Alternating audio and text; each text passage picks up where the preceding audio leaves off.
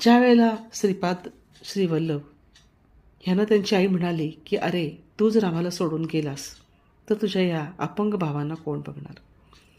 त्यावेळेला श्रीपाद श्रीवल्लभांनी त्यांच्या दोन्हीही भावंडांच्या डोक्यावर हात ठेवला आणि त्यांना आशीर्वाद दिला. त्याबरोबर ते दोघंही पांगळे भाऊ चांगले झाले.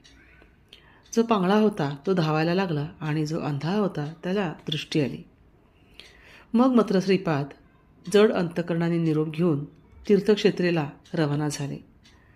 त्यांच्या आईवडिलांचं मन खूप सद्गदित झालं होतं, परंतु त्यांनी शब्द दिला होता की ही दोन्हीही माझी भावंडं तुमची खूप छान काळजी घेतील.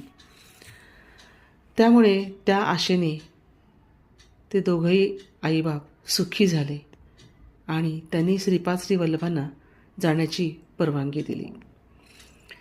श्री क्षेत्र काशीला